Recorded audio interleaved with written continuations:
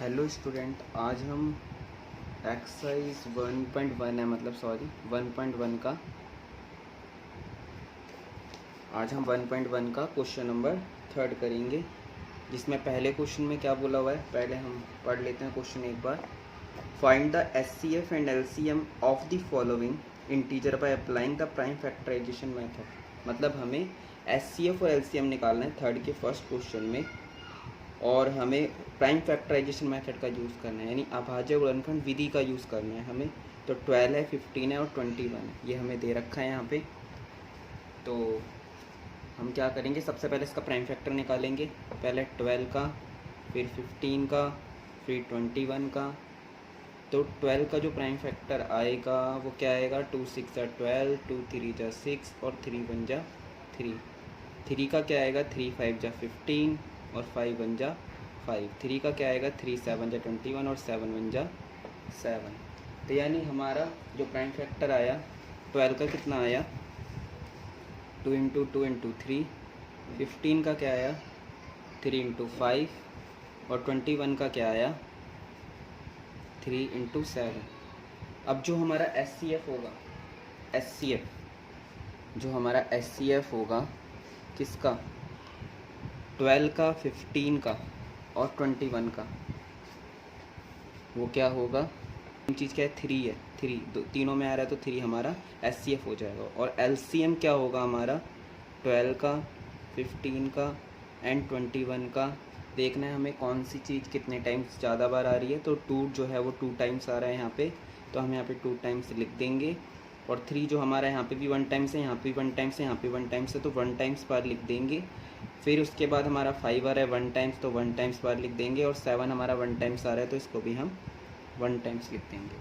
तो कितना आ गया हमारा, 2 2 जा 4, 4 3 जा 12, 12 5 जा 60, 67 जा 420। तो ये हमारा आंसर आ गया। फर्स्ट क्वेश्चन का एचसीएफ 3 आ रहा है और एलसीएम 420 आ रहा है। तो यही करना है हमें। थर्ड के सेकंड क्वेश्चन में क्या बोल रहा है, उसमें है वैल्यू दे रखी है 17, 23 एंड 29। तो 17 तो किसी की टेबल में आता ही नहीं है ना।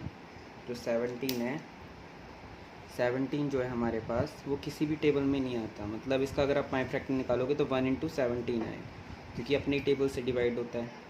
23 भी वही आएगा, 1 इंटू 23 अगर आप निकालोगे भी। तो 29 का क्या आएगा, 1 इंटू 29। तो हमारा इसका एचसीएफ क्या होगा, इसका एचसीएफ क्या हुआ हमारा, इसका एचसीएफ हुआ हमारा किसका, 17 का, 23 का एंड 29 का जो एचसीएफ हुआ, तीनों में सेम चीज़ क्या है, 1। और एलसीएम क्या है, 17 का, 23 का एंड 29 का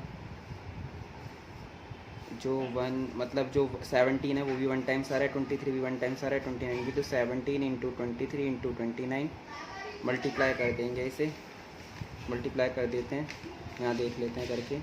17 को 23 से 3 एकम 3 5 14 3 1 3 9 1 29 से 9 81 27 35 2 9 8 6 और 1 7, यानी ये आ जाएगा आपका 1139 11339। ये हमारा आंसर हो गया सेकंड का, थर्ड के सेकंड का। अब हम करने जा रहे हैं थर्ड का second. Third question, third question में क्या है, 8 है, 9 है एंड 25 है। ओके, तो 8 9 एंड 25 में क्या होगा, 8 का निकालेंगे। 8 का प्राइम फैक्टर क्या आता है, खुद ही ऐसे ही देख लो, ये ज़रूरी नहीं है करना कि आपको वैसे ही ऐसे ही एलसीएम निकालना है, ऐसे भी बता सकते हो आप, ठीक है। तो कितना आएगा बताओ, 8 का क्या है, ये आ गया। 9 का क्या आएगा, 3 इंटू 3। 25 का क्या आएगा, 5 इंटू 5, ठीक है।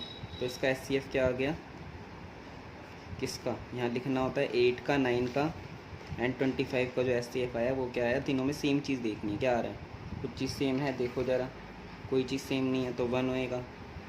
एलसीएम क्या होगा, 8 का, 9 का एंड 25 का एलसीएम कितना आएगा हमारा, एलसीएम आएगा से मैक्सिमम 2 टू जो है वो 3 टाइम्स है तो 2 को 3 टाइम्स लिख देंगे, ठीक है। 3 कितनी बार है, 2 टाइम्स है, 2 टाइम्स। 5 भी 2 टाइम्स है, 2 टाइम्स। कितना हो जाएगा, 2 2 जा 4, 2 जा 8, 8 3 जा 24, 24 3 जा 0 0। तो इसका आंसर क्या आ गया, SCF आ गया 1 और LCM आ गया 1800। तो अब हम 4 क्वेश्चन करने जा रहे हैं जो कि सबसे ज़्यादा इम्पोर्टेंट क्वेश्चन है बुक का। Question number 4।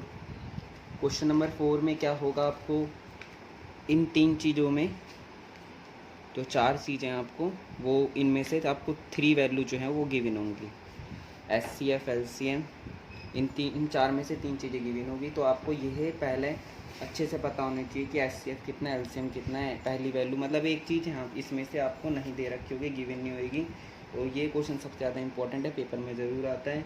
4th क्वेश्चन में क्या है, 306 का और 657 का, यानी 306 का 306 और 657 का जो SCF है वो आपको दे रखा है 9, okay.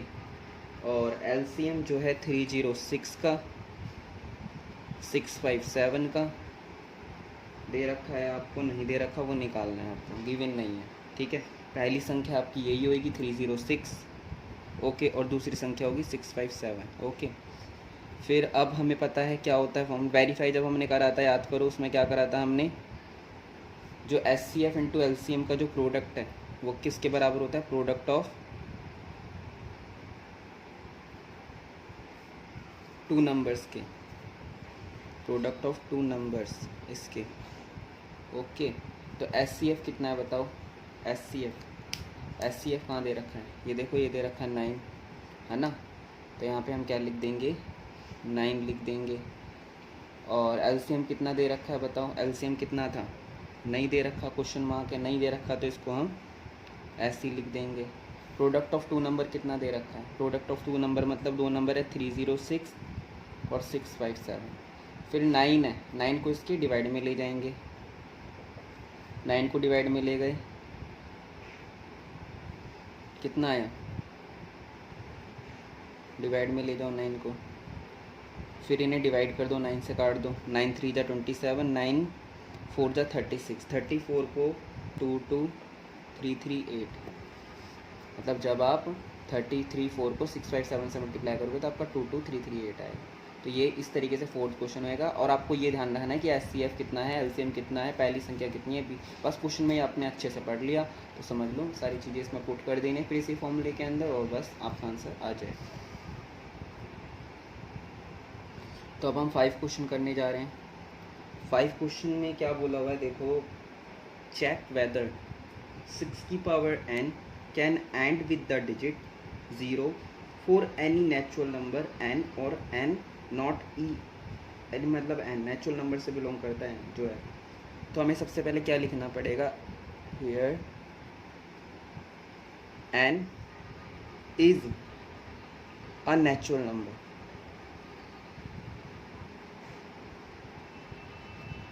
Natural number and let 6 की power n and with 0, ends with 0।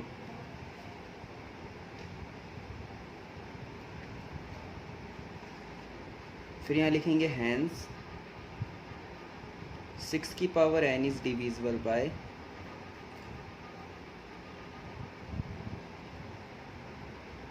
5, मतलब जो 6 की पावर n आएगी उसको हम 5 से डिविजिबल होनी चाहिए। बट द प्राइम फैक्टर, किसके प्राइम फैक्टर, 6 के एंड आर 2 के, 2 and 3, so 5 is not a factor in the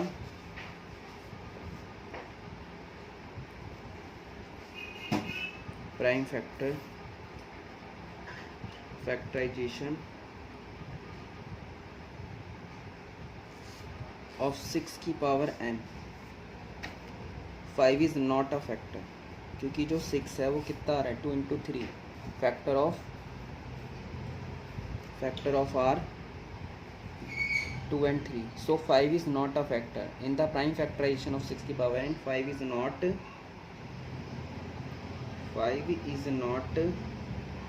a factor. Okay उसके बाद फिर आपको सो अवर assumption जो है हमने मानी थी 6 की power n and with 0 is wrong,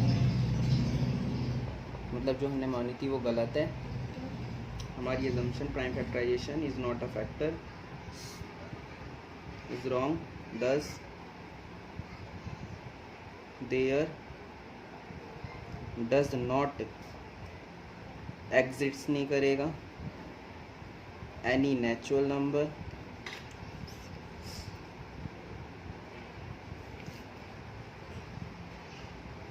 n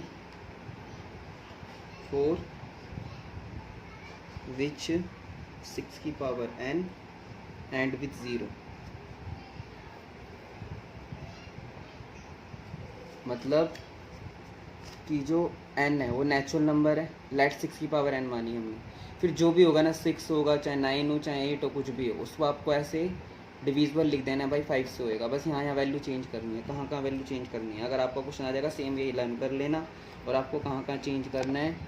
एक तो यहाँ चेंज होएगा ठीक है, एक यहाँ चेंज होएगा यहाँ पे इधर, एक चेंज होएगा यहाँ पे इधर. जैसे जो भी इसके प्राइम फैक्टर निकलेंगे जैसे 2 के निकलते हैं क्या 2 इंटू 3 निकलते हैं. तो ऐसे ही अगर 9 होएगा तो 3 इंटू 3 हो जाएगा. और फिर लिख देना सो 5 इज़ नॉट अ फैक्टर. और ये सब में सेम आएगा. फिर यहाँ चेंज हो जाएगा 6 की पावर n की जगह ठीक है. सो अवर एजम्पशन 6 की power n with 0 is wrong. जो यहाँ चेंज हो जाएगा वैल्यू मतलब सेम यही होएगा. अगर ऐसा कोई क्वेश्चन आता है 6 की पावर n करके कि विद एंड विद 0 तो हमेशा आपको ऐसे ही लिखना है. सेम यही प्रोसेस है. सारा कुछ यही उतारना है. सेम यही उतारना है. बस आपको जो मैंने ये सर्कल करे एक यहाँ पे चेंज होएगा एक यहाँ फैक्टर निकल जाएंगे इसके 6 की जगह यहाँ पे चेंज कर देना और यहाँ चेंज हो जाएगा. और बस सारा फिर ये चेंज हो जाएगा. जैसे आपको क्वेश्चन में आ जाता है कुछ और वैल्यू दे देता है. जैसे आ जाता है 9 की पावर n आ जाता है ऐसे आ जाता है 9 की पावर n ऐसे. तो आपको बस क्या करना है 3 इंटू 3 लिख देना है. बस 6 की जगह 9 की पावर n आ जाएगा. और जो फैक्टर लिखा है ना 2 इंटू 2 एंड 3 तो इसके ऐसे आ जाएंगे 3 एंड 3 आ जाएगा ऐसे. तो ये सेम है देख लीजिए. तो ये क्वेश्चन फिनिश हो गया. ये 1.1 का क्वेश्चन नंबर था 5 जो कि हमने कर लिया.